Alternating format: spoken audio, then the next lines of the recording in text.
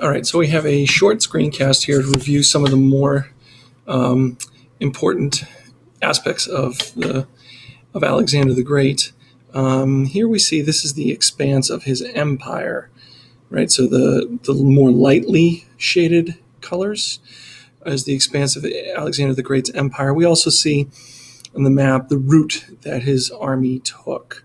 Remember, he left Macedonia with about 35,000 men looking to avenge or get revenge on Persia for the devastation of Macedonia during the Persian Wars.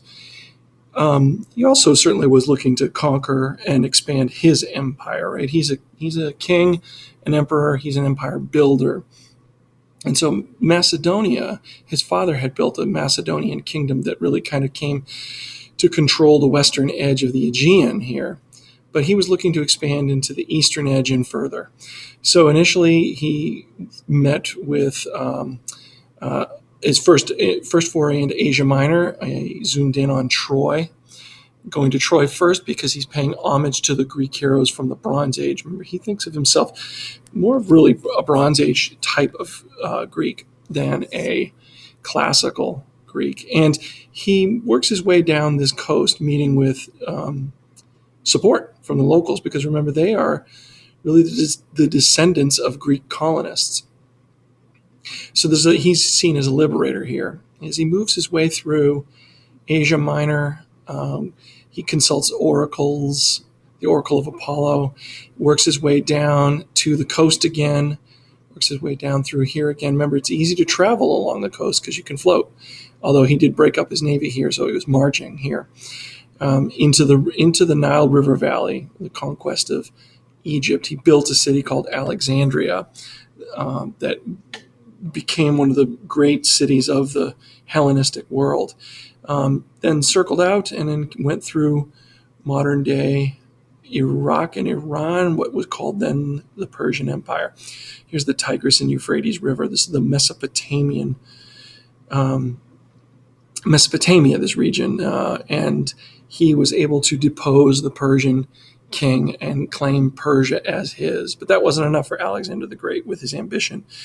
Continued through to what's now modern-day Afghanistan, through the mountains, these incredibly difficult conditions, into modern Pakistan, got as far up here as the Himalayas, and sort of was ready to take on a good chunk of what we now consider modern-day India. And this is where his men asked him to turn back. And we looked at the primary source from Arrian that describes the speech that Alexander gave to his men to convince them to stick with him. Ultimately, though, they did turn back and started to make their way back along the coast, ultimately with an intent to return, perhaps, who knows, maybe go westward. We'll never know, because Alexander ended up dying at the age of 33 from disease complicated by pretty severe alcoholism. So we never really get to know what Alexander would have done with this empire. But this empire, this Alexander the Great's empire, after his death, breaks into a number of kingdoms, the Hellenistic kingdoms. It's not really necessary that we know all of the different kingdoms, but it is good to know that it broke apart. And not surprisingly, because without somebody of the leadership skills of Alexander the Great, all of the local kings that he left in place, oftentimes his own generals, people from his army, had no individual to swear their allegiance to. And therefore, we find a huge fracturing of the Hellenistic Empire into the various Hellenistic kingdoms. Now, the reason there was such a Hellenistic Empire in the first place is that Alexander the Great used not only the sword and the spear to conquer, but also used diplomacy. He co-opted many local kings. He asked many of his generals to marry into royal families, again, to create loyalty everywhere throughout the world. And what ends up happening is that he builds really what we see as an empire, not a kingdom, but an empire. An empire is a collection of conquered people, all swearing allegiance to him as an emperor. They certainly had to swear allegiance to him as an emperor. The language, Old Macedonian Greek, was brought with them. They brought with them many of their gods and customs, but we see a lot of blending of local culture with Greek culture. This is Hellenistic culture throughout the world. We looked at the the Buddha as a representation of that.